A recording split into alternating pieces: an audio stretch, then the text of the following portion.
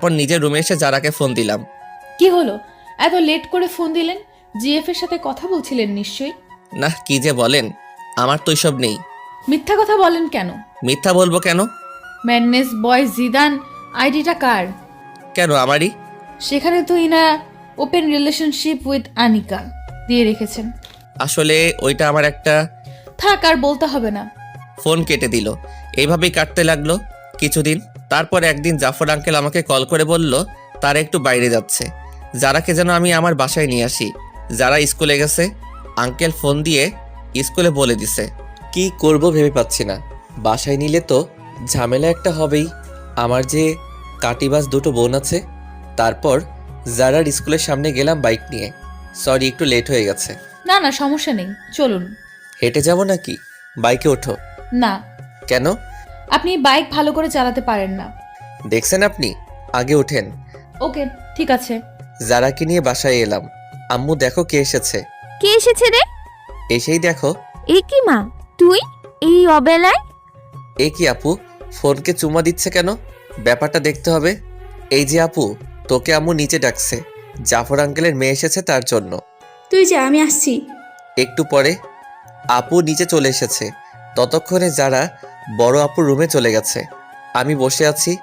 আচ্ছা আম্মু, মোবাইলে কি রাগ করে? কেন বাবা? না মানে ছোট আপুকে দেখলাম মোবাইলে চুমা দিচ্ছে, আর বলছে রাগ করো না। কি? আম্মু। আপু নিচের দিকে তাকিয়ে আছে। তারপর আমি উঠে চলে আসতেছি। তখন আপুর কানের কাছে গিয়ে বললাম, আপনার টাইম আ গয়া। আজকে তো আপুর খবর আছে। কেউ যারাকে দিয়ে আমাকে মাইন্ড করলো না। বিকালে যারাকে ওর বাসায় নামিয়ে দিয়ে আসলাম। দেখতে দেখতে আমার রেজাল্ট বের হয়ে গেছে। ভালোই নাম্বার পাইছি। আব্বু বলল আঙ্কেলের বাসায় মিষ্টি নিয়ে যেতে, তাই গেলাম। আঙ্কেল, আমি পাশ করছি। সে তো ভালো খবর, এসো ভিতরে এসো। না আঙ্কেল, আজকে আসবো না। তুমি বিয়ের পর আজকে আমাদের বাসায় প্রথম, ভেতরে না আসলে কি হয় বলো? তারপর ভিতরে গেলাম। আন্টি আমাকে জামাই আদর দিল। আন্টি যারা কই? যারা তো ওর রুমেই আছে। ও আচ্ছা, আমি একটু ওর সাথে দেখা করে আসি। যাও। দরজায় নক করলাম। আরে আপনি? কেন, চমকে গেলেন নাকি? না, তবে শক খেলাম তো হঠাৎ এই বাসায়। আমি পাস করছি তার খবর দিতে। গুড। আচ্ছা আমি যাই, কেমন? বাসায় চলে যাবেন? আঙ্কেল আন্টি, আজকে তাহলে আসি। আসবা মানে? বাইরে তাকিয়ে দেখছো কত বৃষ্টি হচ্ছে, কিভাবে যাবে? আমি চলে যেতে পারবো। বললেই হলো। আজকে তোমাকে যেতে দিব না, তাছাড়া রাতও অনেক হয়েছে। আন্টি আমি যেতে পারবো। না, পারবে না। যারার আব্বু তুমি জিদানের বাসায় জানিয়ে দাও। দিচ্ছি। কিছু খেয়ে ঘুমাতে যাও। তারপর খাওয়া দাওয়া শেষ করলাম।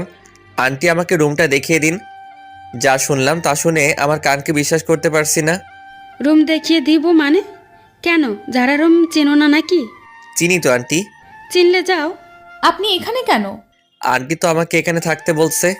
মানে? মানে আজকে রাতটা এখানে থাকতে হবে। বললেই হলো নাকি?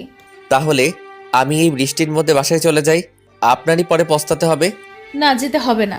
পাশে শুয়ে পড়েন, তবে রাতে কোনো দুষ্টুমি করতে পারবেন না। ওকে, করব না। তাহলে ঠিক আছে। অনেক রাতে বাজ পড়ল। যারা আমাকে জড়িয়ে ধরলো। কি মজা। সকালে যারা ঘুম থেকে উঠে দেখে সে আমাকে জড়িয়ে ধরে শুয়ে আছে। মনে হয় কিছুটা লজ্জা পাইছে। এ কি, আপনি আমাকে রাতে জড়িয়ে ধরলেন কেন? আমি আপনাকে ধরিনি, রাতে বাজ পড়ছে তাই আপনি আমাকে ধরেছিলেন। মোটেও না। আপনি তো ভিতর ডিম, তাই আমাকে জড়িয়ে ধরছেন। আমি আপনার মতো ভয় পাই না, অনেক সাহসী। হইছে, কত বড় সাহসী তা তো বুঝতেই পারলাম। সারা রাজ্যে একটা বালিশ ক্রস করতে পারে না, সে আসছে সাহস দেখাতে। হা হয়ে রইলাম, বলে কি এইসব। তারপর সকালে নাস্তা করে বাসায় চলে এলাম। একটু পরে যারা ফোন দিল, আজকে শুক্রবার তাই ওকে নিয়ে ঘুরতে যেতে হবে। কি আর করার, রাজি হয়ে গেলাম।